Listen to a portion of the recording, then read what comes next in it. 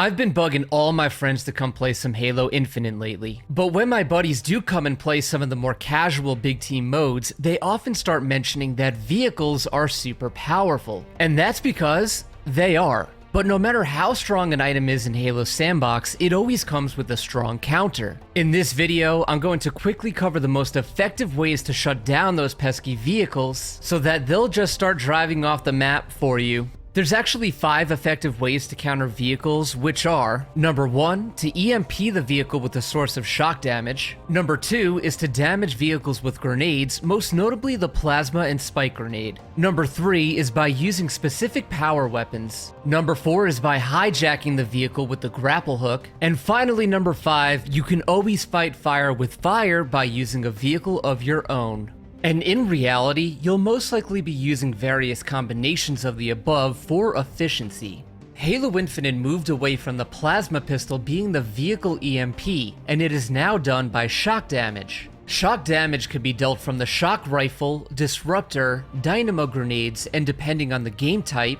can technically be dealt by shooting through a drop wall that's been upgraded to grant outgoing shock damage. In my opinion, shock damage is the most effective tool against vehicles because they have the ability to freeze vehicles right in place. I try to always keep some type of shock damage in my loadout, and it's typically the first step I'll take towards shutting down a vehicle, while following up with additional counters to finish the job. For example, if you can manage to get the EMP off, then grenades are an excellent follow-up to this. More specifically, the plasma and spike grenades, as they can stick to the target and do incredible damage. Now, of course you can use your grenades as a standalone, but the EMP makes it much easier to land the stick, especially against aerial vehicles. In addition to using grenades, naturally power weapons are another great counter to vehicles. Most notably, the rocket launcher, Hydra, skewer, and sniper rifle. I think the rocket launcher speaks for itself as one of the most iconic weapons in the Halo franchise, but do keep in mind that it does not have the tracking capabilities like past Halos, so you need to time that shot perfectly.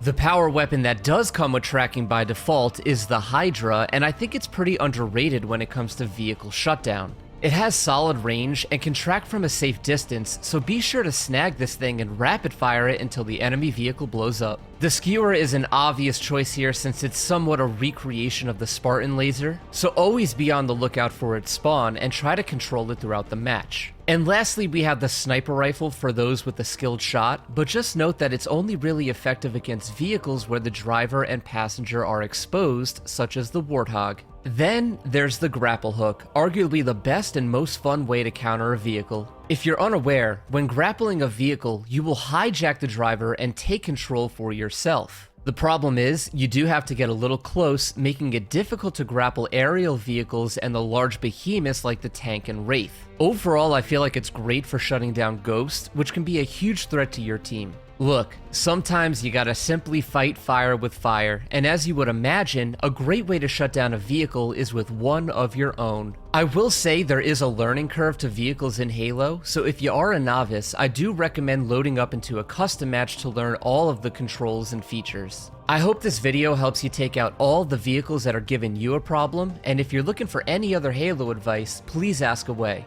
As always, thank you for watching, and I'll see you next time.